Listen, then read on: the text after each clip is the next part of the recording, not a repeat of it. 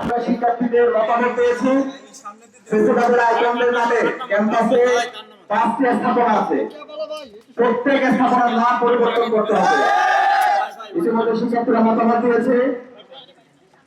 শেখ মুজিব হলের নামের প্রস্তাবনা শিক্ষার্থীদের কাছ থেকে এসেছে। আমাদের জুলাইয়ের সহযোদ্ধা, আধিপত্যবাদের বিরুদ্ধে, আগ্রাসনের বিরুদ্ধে যিনি সবসময় সংগ্রাম জারি রেখেছেন, বাংলাদেশের ইসলামের পক্ষে যিনি সবসময় কথা বলেছেন, আমাদের সকলের প্রিয় শহীদ ওসমান হাদি, এই নাম প্রস্তাবনা এসেছে এবং শিক্ষার্থীরা, অধিকাংশ শিক্ষার্থীরা এই নামের পক্ষে প্রস্তাবনা দিয়েছে এবং এই নামের প্রস্তাবনা এবং শিক্ষার্থীদের স্বাক্ষর সহ আজকে আমরা বিশ্ববিদ্যালয় প্রশাসনের কাছে জমা দিব। এরপর হচ্ছে ফজিলতুন্নেসা মুজিব হল, সেই মুজিব হলের নাম প্রস্তাবনা শিক্ষার্থীদের পক্ষ থেকে এসেছে বীর প্রতীক ক্যাপ্টেন সিতারা বেগম হল এবং এই নাম আমরা বিশ্ববিদ্যালয় প্রশাসনের কাছে জমা দেব। এর বাইরে আরো 3টি স্থাপনা আছে প্রিন্সিপালের আইকনদের নামে, Sheikh Russel tower, Bangabandhu tower, Sultana Kamal hostel. এই 3টি স্থাপনার নাম পরিবর্তনের জন্য আজকে আমরা আমাদের স্মারকলিপি বিশ্ববিদ্যালয় প্রশাসনে জমা দিব।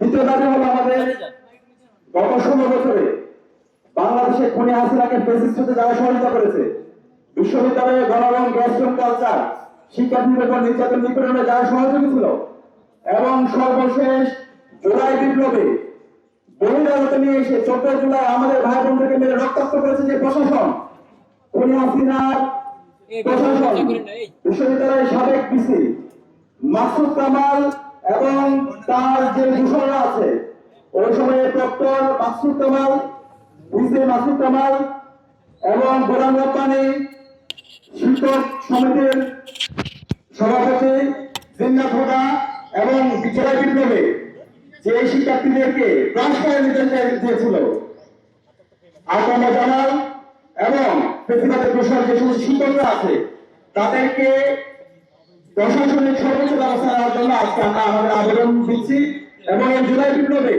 আমাদের 2000 ভাই বোনকে শহীদ করা হয়েছে, 40,000 আমাদের ভাই বোনকে গাছি করা হয়েছে।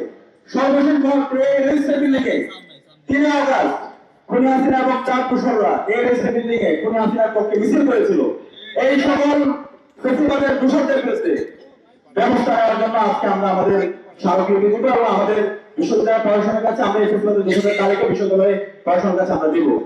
আমাদের অবস্থান পরিষ্কার, এই স্বাধীন বাংলাদেশের প্রেসিডেন্টের দোষরদের কোনো ঠিকানা হবে না। আজকে বিপ্লব পরবর্তী 16 মাস হয়ে গেছে, বিশ্ববিদ্যালয় প্রশাসন এই প্রেসিডেন্টের আইকনদের নামে যে নামগুলো আছে সেগুলো এখনো পরিবর্তন করে নাই। একই সাথে প্রেসিডেন্টের দোষররা এখন পর্যন্ত রেজিস্ট্রি বিল্ডিংয়ে বসে বিভিন্ন ধরনের ষড়যন্ত্র এবং চক্রান্ত করছে।